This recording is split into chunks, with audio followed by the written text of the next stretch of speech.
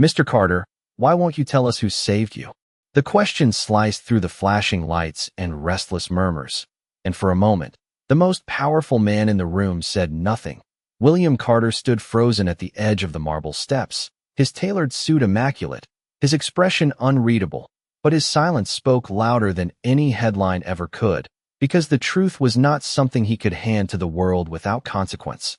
Not yet. Not when the night still echoed in his mind like a warning he couldn't ignore. 12 hours earlier, the rain had fallen in slow, relentless sheets over the outskirts of Chicago, turning the bridge into a slick ribbon of darkness. And somewhere beneath that storm, a single pair of footsteps had paused.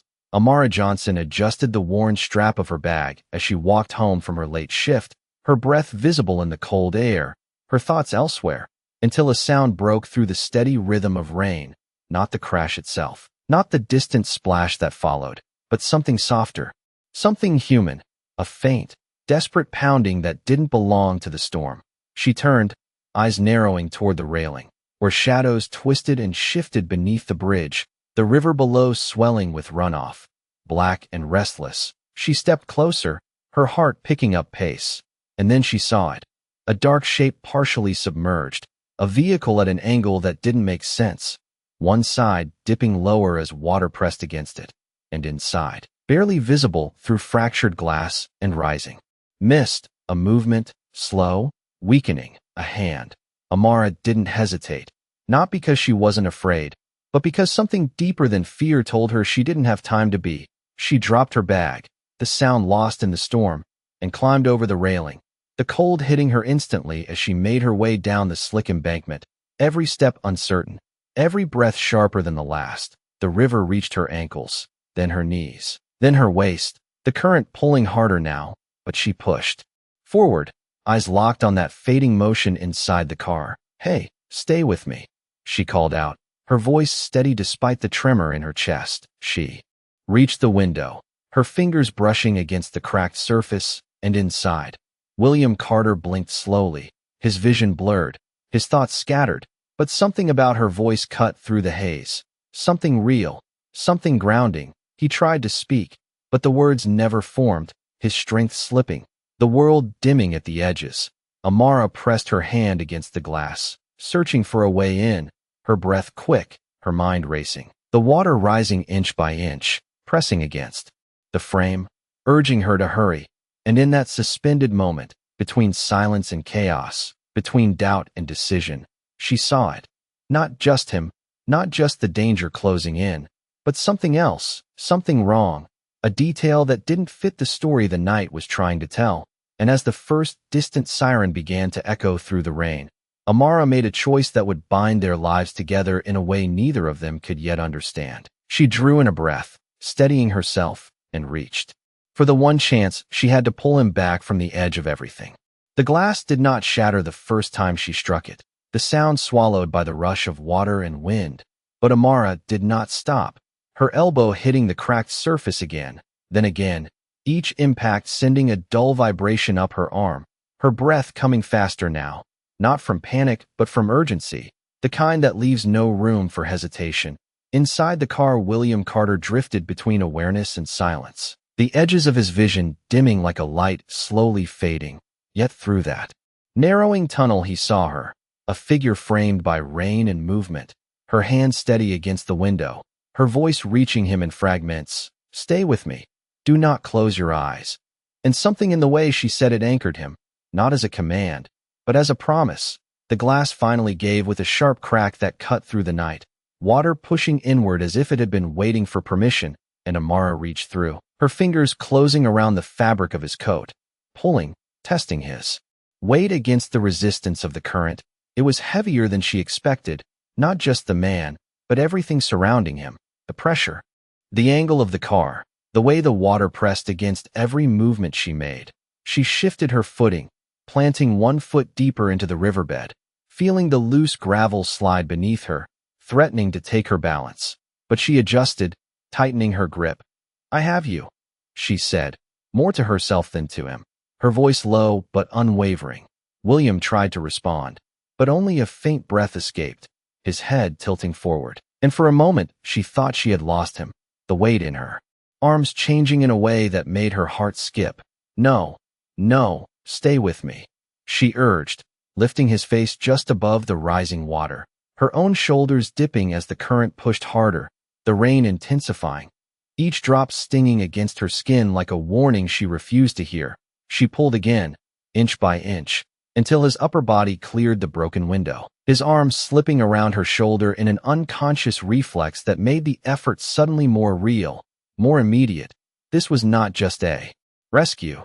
This was a race against something unseen but closing in, and then she saw it again, clearer this time in the flicker of distant light, the side of his jacket, slightly parted, revealing a line that was too clean, too deliberate to belong to the chaos of a crash.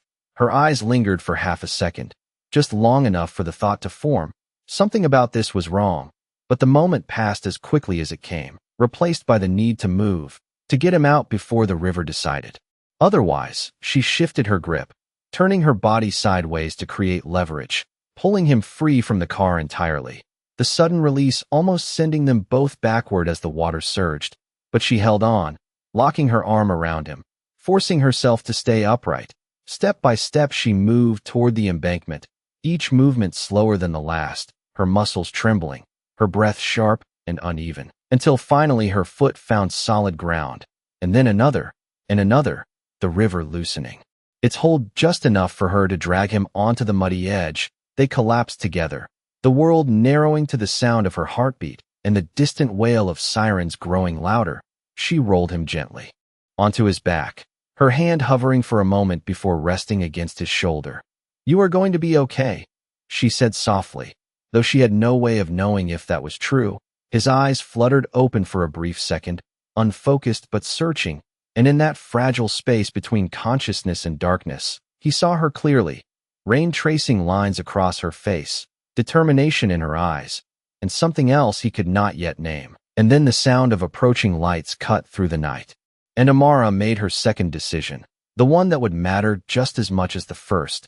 She looked once more at the car, at the water still rising, at the unanswered question forming in her mind, and without waiting, without speaking, she stood and stepped back into the shadows, leaving behind only the echo of what she had done and the truth she was not ready to tell.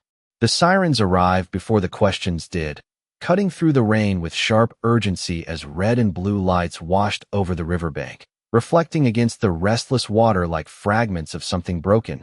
William Carter felt the world return in pieces, not all at once, but in slow, uneven waves, the cold beneath him, the distant voices growing closer, the weight of breath returning to his chest. He opened his eyes again, blinking against the brightness, his gaze unfocused at first, then searching, as if something important had just slipped out of reach. "Where is she?"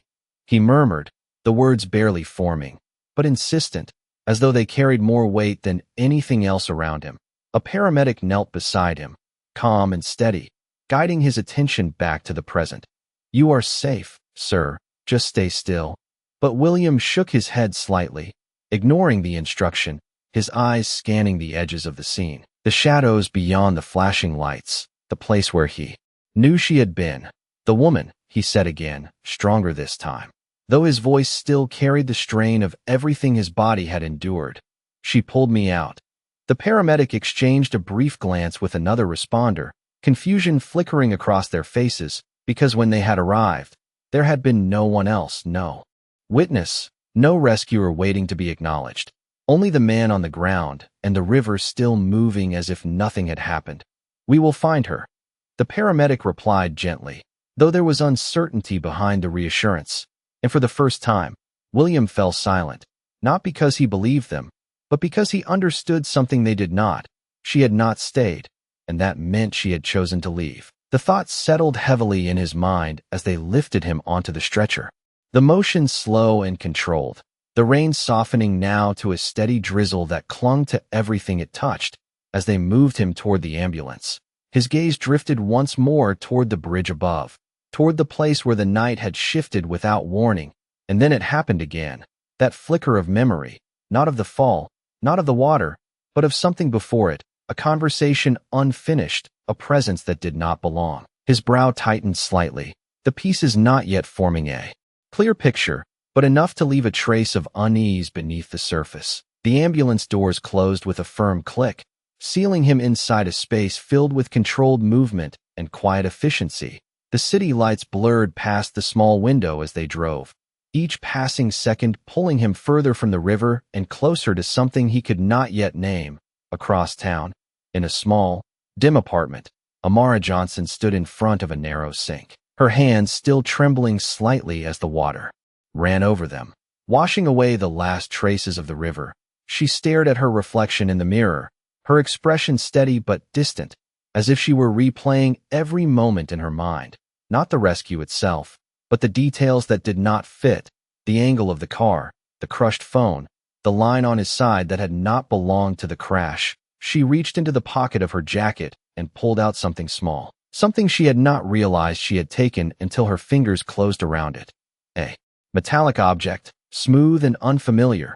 She held it under the light, her eyes narrowing slightly, because whatever it was, it did not belong to her world, and now it was in her hands. She exhaled slowly, the weight of the decision ahead settling in, because walking away had been one choice. But keeping the truth it might hold, that was something else entirely. And somewhere across the city, William Carter lay awake under sterile lights, staring at the ceiling, knowing with a certainty he could not explain that the night was not over, not for him, and not for the woman who had vanished before the world could see her. The hospital room was quiet in a way that did not feel peaceful, the kind of silence that carried questions instead of comfort. Soft beeping from the monitor marked each passing second as William Carter lay still, eyes open, staring at the ceiling as if it might answer what the night refused to explain. The fluorescent lights cast a pale glow across the room, making everything look sharper, colder, more real. He shifted slightly, the movement slow but deliberate, his mind clearer now, no longer drifting between confusion and memory. And yet the image of her remained unchanged, the way she had looked at him, steady, focused, as if nothing else mattered in that moment. He closed his eyes briefly, replaying it again, not the fall, not the water, but the details surrounding it, the fragments that refused to settle into place. There had been something before the impact, something off. His brow tightened as he tried to grasp it, but the memory slipped away just as quickly, replaced by a different realization, one that grounded him more than anything else. She had seen it too. Whatever it was, she had noticed, and that was why she had not stayed. The thought settled heavily as the door opened quietly. A man in a dark suit stepped inside, his posture controlled, his expression carefully neutral. "Mr. Carter," he said, his voice low and professional. "I am glad to see you awake." William turned his head slightly, recognizing the tone before the face. "Daniel," he replied, his voice steady, though quieter than usual. Daniel Reeves moved closer, hands clasped in front of him, every detail of his appearance precise, from the crease in his jacket to the calm in his eyes. "There was an accident," Daniel continued, "but everything is under control. Now, the car has been recovered, and the situation is being handled." William watched him closely, not interrupting, not reacting, simply listening, because something in the phrasing felt too smooth, too rehearsed. "Handled," William repeated slowly, letting the word linger. Daniel nodded once. "Yes, sir. There is no need for concern. We will make sure this does not become a larger issue." William's gaze sharpened slightly, the pieces beginning to shift, not into clarity, but into awareness. "It already is," he said quietly. Daniel paused for a fraction of a second, just long enough for the change to register. "Sir," he began, but William cut him off with a small movement of his hand, not forceful, but firm. "Someone pulled me out of that car," he said, his voice even, controlled. "She was there before anyone else. She saw everything." The room seemed to still for a moment. Daniel's expression remained composed, but there was a flicker, subtle, almost imperceptible. "We have no record of anyone else at the scene," he replied carefully. "Emergency responders confirmed you were alone when they arrived." William held his gaze, unblinking. "Then your records are wrong," he said, and this time there was no hesitation in his tone. Daniel straightened slightly, adjusting his stance. "We will look into it," he said, but the words lacked the certainty they had carried before, because now the narrative had shifted. And both of them knew it. Across the city, Amara sat at the small table by her window, the city lights flickering through the glass as she turned the metallic object over in her hands. It was small, no larger than her palm, smooth edges, no markings she could immediately recognize, but it carried weight, not just in its form, but in what it might mean. She pressed her thumb lightly against its surface, as if expecting it to respond, but it remained still, silent, like a secret waiting to be uncovered. She leaned back slightly, her thoughts moving faster. Now, connecting the pieces she had tried to ignore, the car, the timing, the details that did not belong, and now this. She exhaled slowly, her gaze drifting toward the dark street below, because whatever this was, it was not something she could walk away from anymore. And somewhere in a room filled with quiet tension, William Carter made a decision of his own, one that would set everything in motion, because finding her was no longer about gratitude, it was about the truth, and the truth was already closer than either of them realized. The morning light crept slowly across the hospital room, pale and indifferent, as if the world outside had already decided to move on. But inside, nothing had settled. William Carter sat upright now, the stiffness in his posture replaced by something sharper, more deliberate, his eyes no longer searching but focusing, each detail from the night replaying with increasing clarity, not the chaos, not the noise, but the quiet moments in between, the parts people usually overlooked, the hand against the glass, the voice that had cut through everything, and the way she had looked at him not with fear, but with certainty. He swung his legs over the side of the bed, ignoring the soft protest of the monitor as it adjusted to his movement, because staying still felt wrong, like waiting for something that was already in motion. The door opened again, but this time it was not Daniel. It was a nurse, calm and attentive. "Sir, you should rest," she said gently, but William shook his head, his gaze steady. "I need a phone," he replied, his tone quiet but firm, and something in the way he said it made her pause before nodding, placing the device into his hand, the weight of it grounding. Familiar, he scrolled briefly, then stopped, dialing a number he had not used in months. The line rang once, twice, before a voice answered, controlled, professional. "This is Marcus Hale." William did not hesitate. "I need everything from last night," he said. "Traffic cameras, bridge surveillance, any private feeds within a 2-mile radius." There was a brief silence on the other end, not confusion, but calculation. "That is a wide request," Marcus replied. "It is necessary," William said, his voice lowering slightly. "Someone was there before the responders, and she left without being seen. I want to know how." Another pause, then a shift. "Understood," Marcus said. "I will begin immediately." The call ended, and for the first time since waking, William allowed himself a breath that felt intentional, because now there was direction. Across the city, Amara stood near the edge of a small bus stop, her jacket pulled tight against the morning chill, the metallic object still resting in her pocket, heavier now than it had been the night before, not in weight, but in meaning. She watched the street quietly, the rhythm of passing cars and distant voices blending into the background, but her attention was elsewhere, focused inward, turning over the same question again and again. Why had it been there? And why had it felt like it mattered? She reached into her pocket, her fingers brushing against the smooth surface before pulling it out again, holding it just below eye level, letting the early light catch its edges. And this time she noticed something she had missed before, a faint seam along one side, barely visible unless you knew where to look. Her brow furrowed slightly as she pressed her thumb against it, not forcefully, just enough to test. And for a second nothing happened. Then a soft click, so quiet it almost blended with the sound of the city. But it was enough. The object shifted in her hand, a small panel sliding open just enough to reveal something inside. Not bright, not obvious, but deliberate. Her breath slowed, her focus sharpening. Because whatever this was, it had been hidden for a reason. She glanced around. Instinctively, not out of fear, but awareness, as if the act of opening it had changed something unseen. Somewhere across town, William stood by the hospital window now, looking out over the city that had always felt predictable, controllable, until it was not. His reflection staring back at him in the glass, composed but no longer untouched.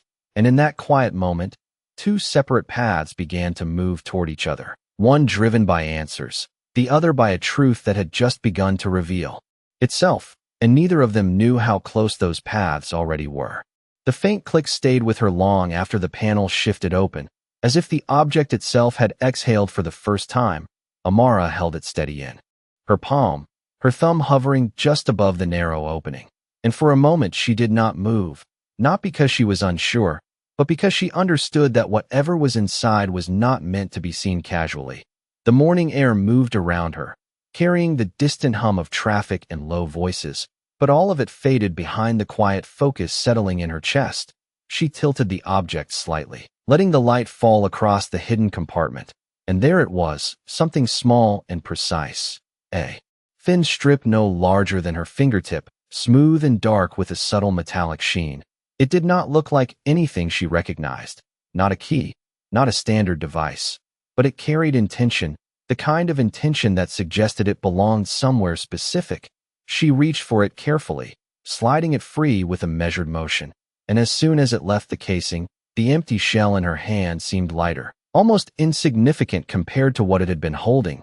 Her eyes narrowed slightly as she turned the strip between her fingers, searching for any marking, any clue, but instead she noticed a pattern, faint lines etched along the surface, too precise to be decorative, too deliberate to be random. She inhaled slowly, her thoughts aligning, because this was not something lost by accident. This was something hidden, and now it was no longer where it was supposed to be, across the city. William Carter stepped out of the hospital entrance into the sharp brightness of late morning, the world outside moving with its usual rhythm. Unaware that anything had changed, a black car waited at the curb, its engine idling quietly. Daniel Reeves stood beside it, posture straight, expression composed, but his eyes flicked briefly to William as he approached, measuring something unspoken. "You should not be out here yet," Daniel said, opening the door. But William did not immediately get in, his gaze scanning the street, the passing faces, the reflections in the glass buildings, as if expecting to see her standing somewhere in plain sight. "Did you find anything?" he asked without looking at Daniel, his voice calm, but carrying a weight that had not been there before. Daniel hesitated for a fraction of a second, then responded, "We are reviewing footage. But so far there is no clear image of anyone approaching the vehicle before emergency services arrived." William's jaw tightened slightly, not in frustration, but in recognition, because that answer confirmed what he already suspected. Whoever she was, she had moved with intention, not chance. He finally turned, meeting Daniel's gaze directly. "Keep looking," he said, then added, "Expand the radius." Daniel nodded once, though. The request carried implications he did not voice. As William stepped into the car, the door closing with a quiet finality that seemed to mark the end of one version of the story and the beginning of another, back at the bus stop, Amara slid the thin strip into her jacket pocket, her movements deliberate now, her earlier hesitation replaced by a quiet resolve. She knew enough to understand that this was not something she could ignore, not anymore. And as she stepped away from the curb, the city around her seemed to shift slightly, not in appearance, but in feeling, as if the ordinary had taken on a different edge. She walked without rushing, but with purpose, her mind already moving ahead, considering what to do next, where to go, who to trust. And then she noticed it, not a sound, not a movement, but a presence, subtle and distant, the kind that did not demand attention but earned it over time. She slowed just slightly, her gaze drifting to the reflection in a nearby storefront window, and there, behind her, across the street, a figure stood near a parked car, still, unremarkable at first glance, but watching, not openly, not obviously, but enough for her instincts to respond. She did not turn, did not react outwardly. Instead, she kept walking, her pace steady, her expression unchanged, but inside, something shifted.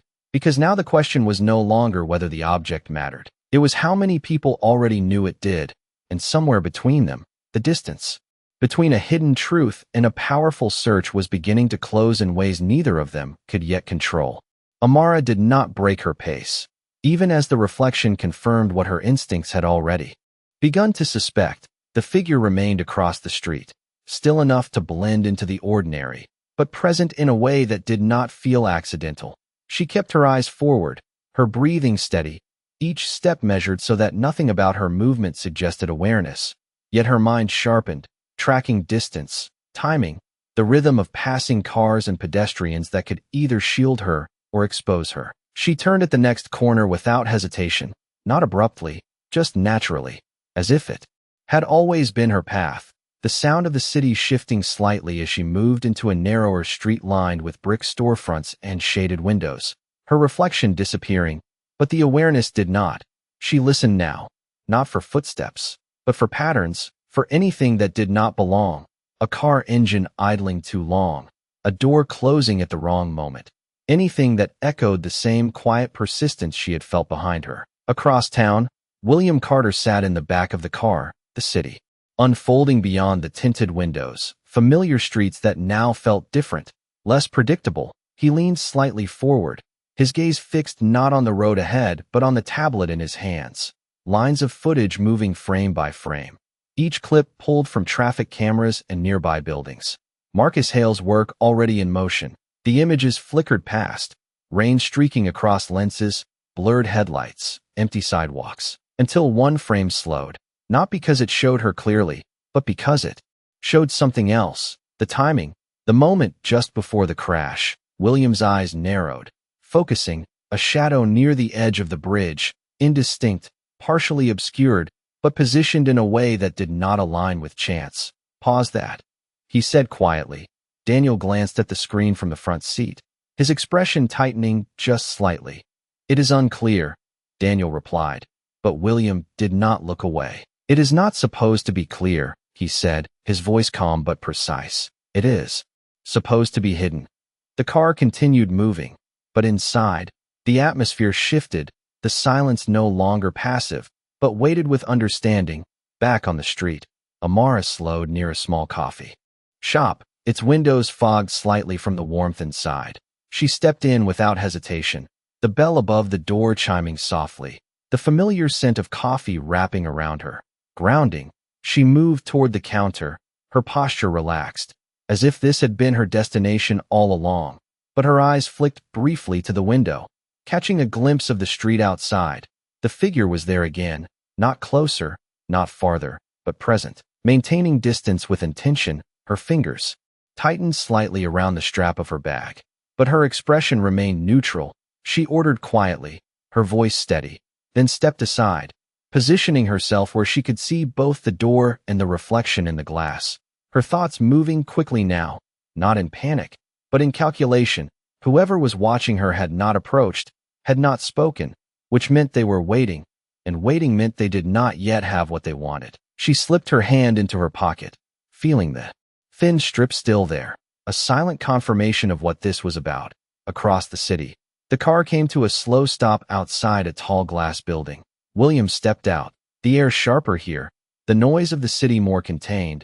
He looked up briefly, the reflection of the sky fractured across the building's surface, then turned back to Daniel. "Someone wanted me off that road," he said, not as a question, but as a conclusion. Daniel met his gaze, composed but cautious. "We are still investigating," he replied, but William shook his head slightly. "No," he said, "we are finding the person who knows why." And as he stepped inside, the distance between two separate searches continued to close, one moving with resources and precision, the other with instinct and something far more dangerous, the truth already in her hands. And now, for the first time, she knew she was not the only one looking for it. The bell above the cafe door chimed again, soft but precise, and Amara felt it before she saw it. The subtle shift in the room as someone entered without drawing attention. She did not turn immediately, did not let her focus break from the reflection in the glass, but the figure was no longer across the street. The distance had closed, and now the question was not if they would approach, but when. She lifted the warm cup in her hands, letting the heat steady her fingers, her posture relaxed, her breathing even, every detail controlled despite the quiet tension building beneath the surface. Behind her, footsteps moved with purpose but not urgency, measured, careful, and then stopped just short of her space. "You should not be carrying something that does not belong to you." The voice was calm, low, not threatening, but certain. Amara's eyes flicked once to the reflection, catching a partial view. A man in a dark jacket, posture straight, expression unreadable. She took a slow sip before responding, her tone level. "You are assuming a lot for someone who has not introduced himself." There was a brief pause, not hesitation, but adjustment, as if he had expected resistance. "I am trying to prevent a situation from becoming more complicated," he replied, his gaze fixed on her. Reflection rather than her directly. "Then you should start by explaining why you have been following me," she said, setting the cup down with a soft, deliberate motion, the air between them tightening, not with fear, but with awareness. Across the city, William Carter stood in a glass-walled office, the skyline stretching out behind him. Marcus Hale across from him with a tablet displaying the paused frame. The shadow near the bridge now enhanced, sharpened just enough to reveal movement. Not random, not accidental, but positioned, waiting. William's jaw set as he studied it. "That is not a bystander," he said quietly. Marcus nodded once. "No, it is not." William exhaled slowly, the pieces aligning into something clearer, more deliberate. "And the person who pulled me out," he continued. "She saw this." Marcus glanced up, "which means she is the only one who can confirm what happened." William's gaze hardened slightly. "And the only one someone else would want to find first." Back in the cafe, the man shifted his weight slightly, his tone still controlled. "You were at the river last night," he said, not as a question, but a statement. Amara did not react outwardly, but the confirmation settled in. They knew more than she had hoped. "A lot of people were near the river," she replied calmly, the faintest hint of deflection in her words. The man's expression did not change, but his voice lowered just slightly. "Not like you," he said. "You saw something, and you took something." The room seemed to narrow, the sounds of conversation and movement fading into the background, leaving only the quiet exchange between them. Amara's fingers brushed lightly against her pocket, not enough to reveal anything, but enough to remind herself of what was at stake. "If you know that," she said slowly, "then you also know I am not just going to hand it over." The man's gaze sharpened, not with aggression, but with calculation. "You do not understand what you are holding," he replied, and for the first time, there was a trace of urgency beneath the control. Amara finally turned slightly, just enough to meet his eyes directly, her expression steady, unwavering. "Then maybe you should start explaining," she said, because whatever this was, it was no longer hidden in the background. It was here, in front of her, and somewhere across the city. William Carter made a decision that would change the course of everything. "Find her," he said, his voice firm, leaving no room for delay. "Before someone else does." And in that moment, two paths that had been moving separately began to converge with a force neither of them could stop. The truth no longer waiting to be discovered, but already in motion. The air between them shifted, no longer casual, no longer uncertain, but sharpened by the weight of what was no longer being said. Amara held his gaze without flinching, her posture steady, her expression calm, but her mind was moving faster now, mapping every possibility, every exit, every word that had just been spoken, because this was no longer about being followed. It was about being found. "You still have not answered my question," she said quietly, her voice controlled but firm. "Why are you looking for it?" The man studied her for a moment, not with hostility, but with something closer to calculation, as if weighing how much truth to reveal.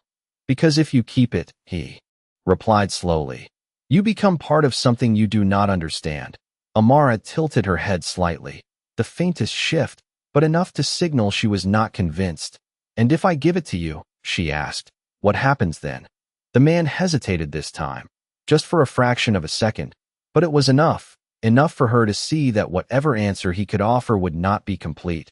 "Then it is handled," he said finally, returning to the same controlled tone, and that was when she knew, not because of what he said, but because of what he did not.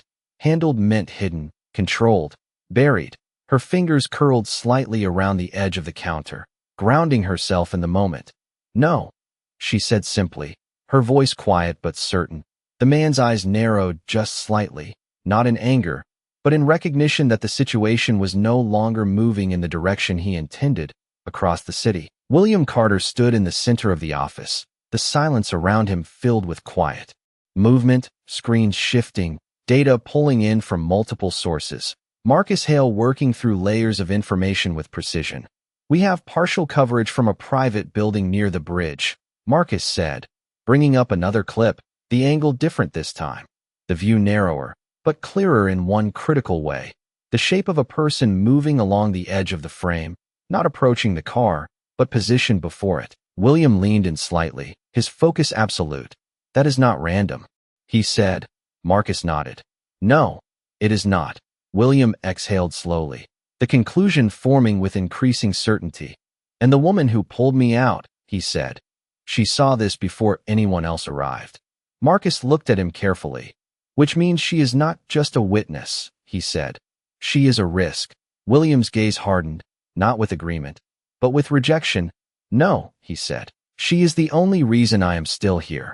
Back in the cafe, Amara straightened slightly, the decision already made. Before she spoke it aloud. "If you know what this is," she said, "then you know why I cannot trust you."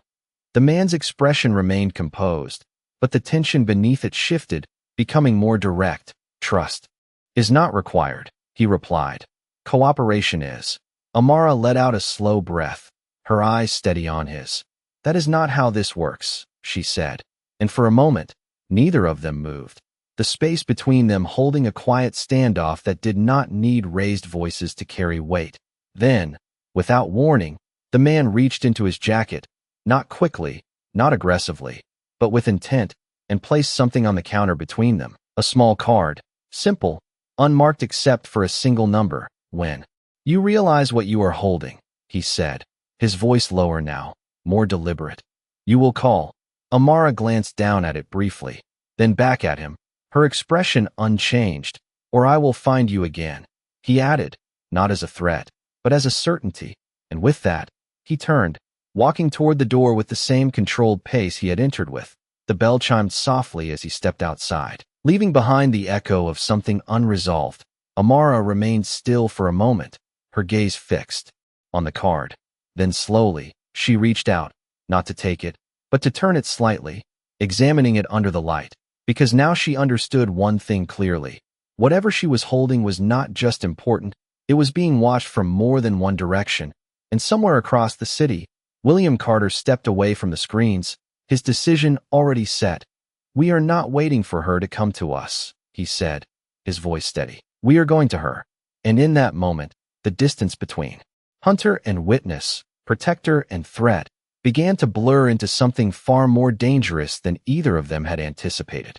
Amara did not pick up the card right away. She let it sit there for a few seconds longer than necessary, as if testing whether it carried any weight beyond the surface. The cafe noise slowly returning around her, voices, cups, the low hum of conversation, but none of it touched the space in her mind that had just shifted. She finally reached out and slid the card toward her, turning it once between her fingers before tucking it into her pocket beside the thin strip, not out of trust, but out of understanding, because information, even from the wrong source, was still information. She stepped away from the counter, her movements calm, deliberate, but her thoughts already moving ahead. The situation had changed, not just because someone was watching her, but because now they had spoken, and that meant the silence was over. Outside, the air felt sharper, the city louder, as if everything had stepped half a beat forward. She paused briefly on the sidewalk, her gaze scanning the flow of people, the reflections in passing windows, but the man was gone, leaving no trace except the presence he had carried.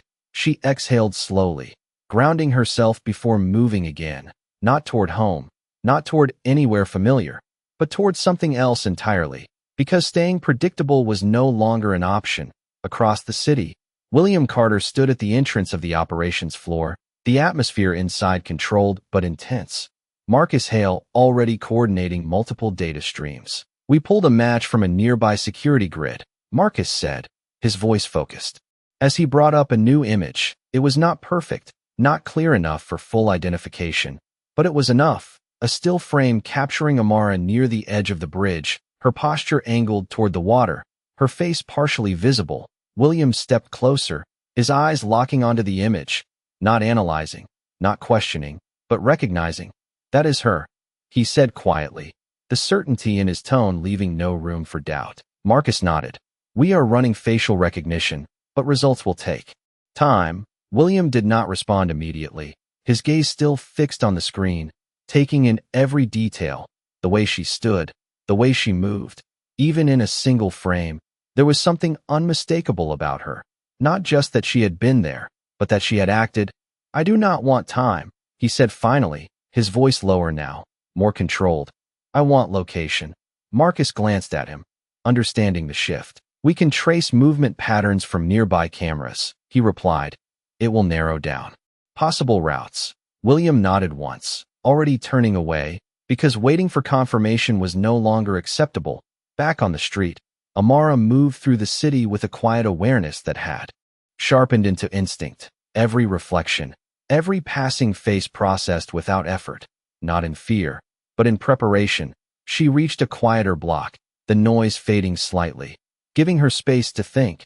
Her hand brushed against her pocket again, feeling both the card and the strip, two pieces of the same unknown, but from different directions. She stopped briefly near a corner, her eyes lifting to the building across the street, its windows dark, reflective, and for a moment, everything stilled, not the city, not the world, but her, because something in the reflection shifted, not clearly, not enough to define, but enough to signal. She was not alone in this.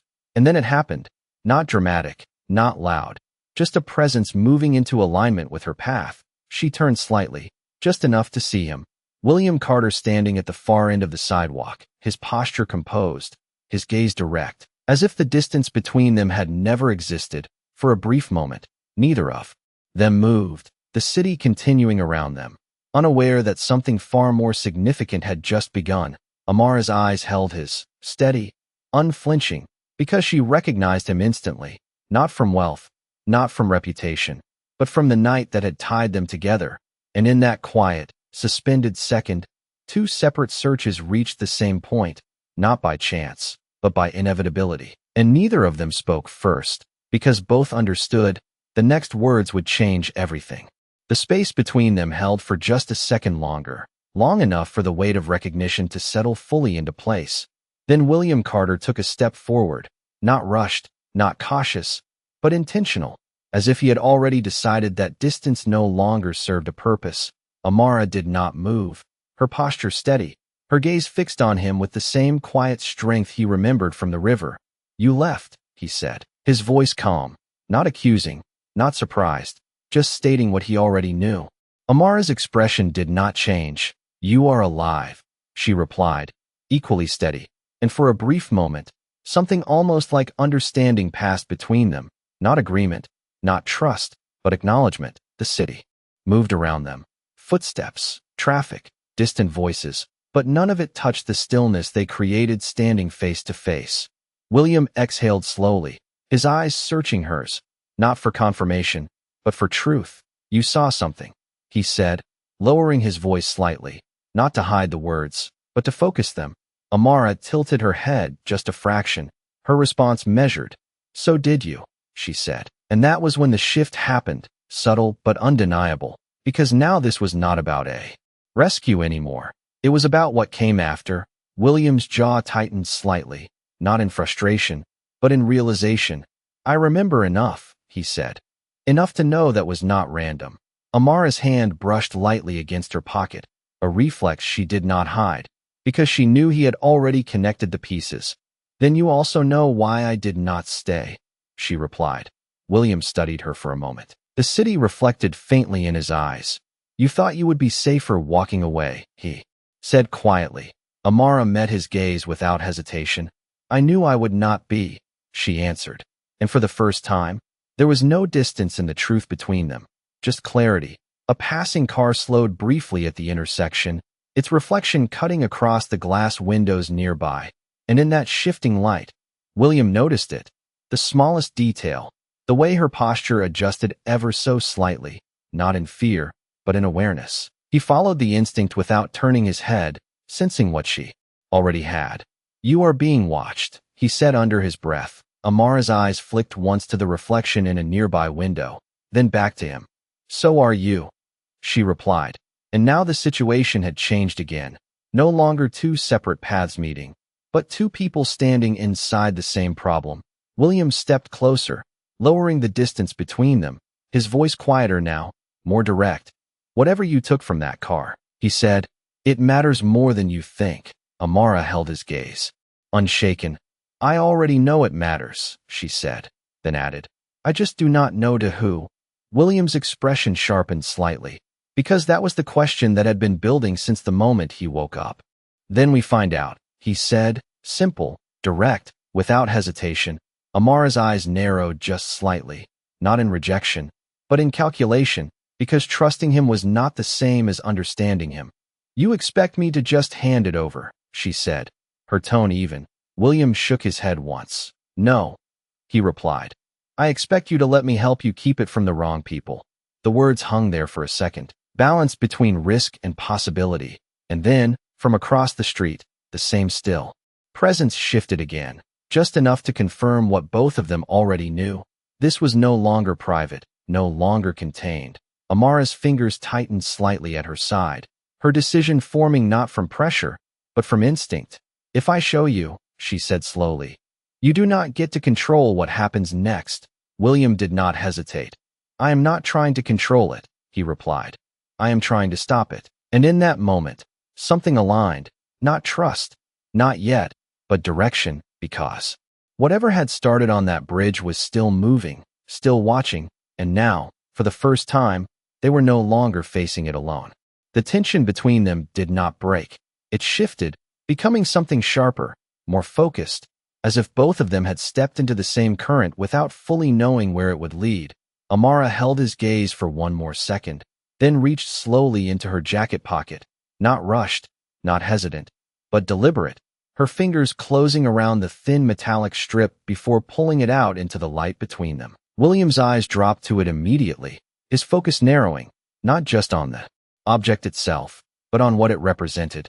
"This was inside the car," Amara said quietly, her voice steady, hidden. William leaned in slightly, not touching it, but close enough to study the etched lines along its surface, his expression tightening as recognition began to form, not complete, not certain, but enough to confirm what he had already suspected. "That is not random," he said, more to himself than to her.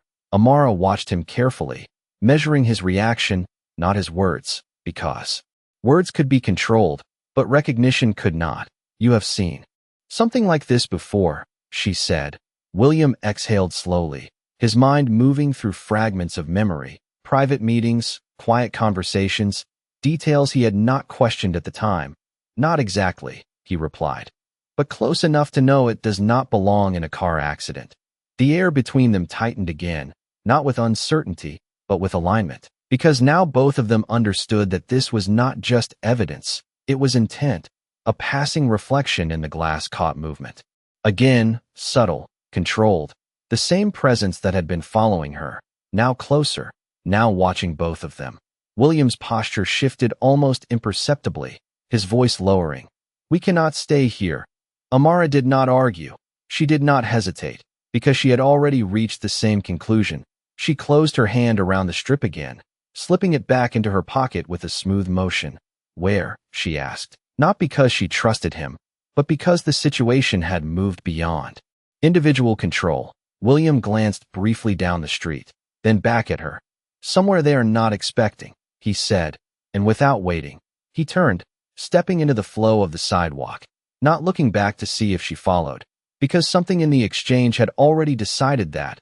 Amara moved a half step behind him, not following, but matching pace, her awareness extending outward now, tracking reflections, shadows, the rhythm of movement around them, every detail processed. Without conscious effort, the city felt different again, not louder, not faster, but sharper, as if the edges had been defined by something unseen.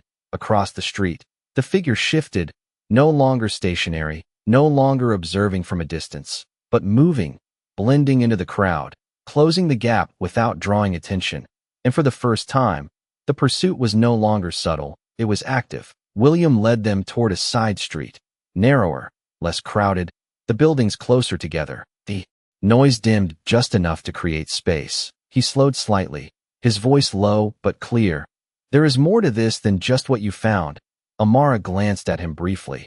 Then start talking, she said, because information was no longer optional. It was necessary. William nodded once, his expression tightening as he chose his words carefully. Before the crash, he said, there were discussions, deals that were never made public, things that did not move through normal channels. Amara's eyes narrowed slightly. And you think this is connected? She said.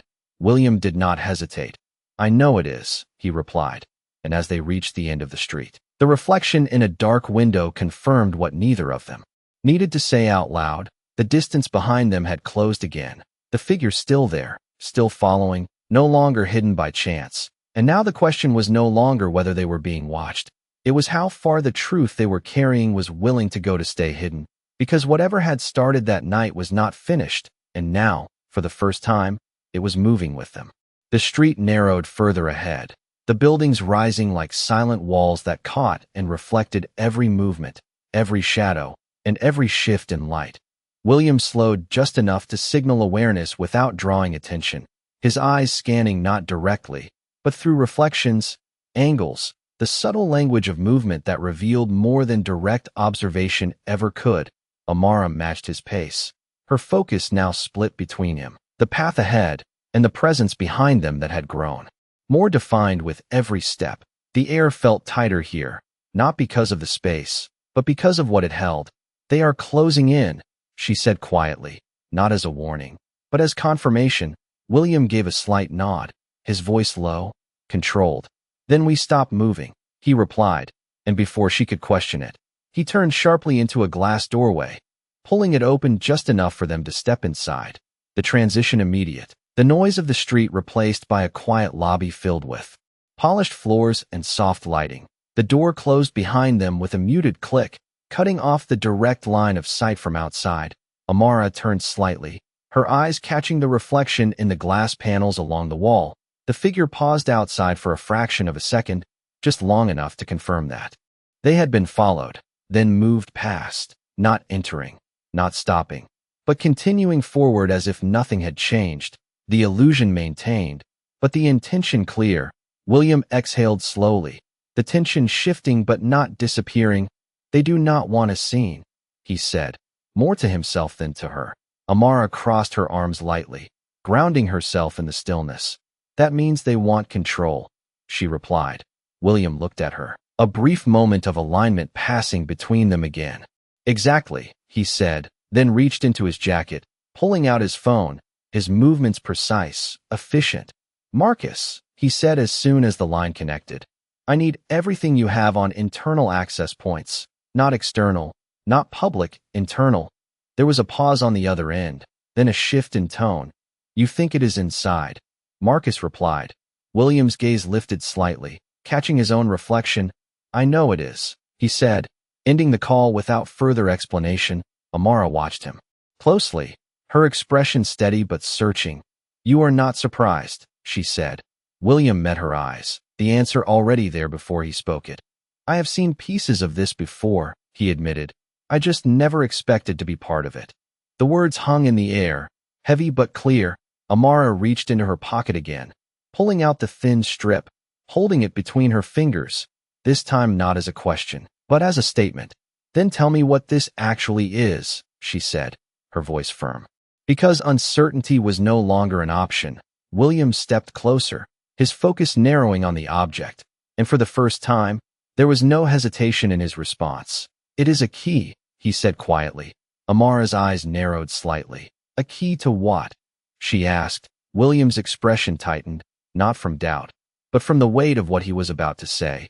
To access something that was never meant to be found, he replied. The silence that followed deeper than before, because now the shape of the truth had changed, not abstract, not distant, but real, immediate, and far more dangerous than either of them had fully understood.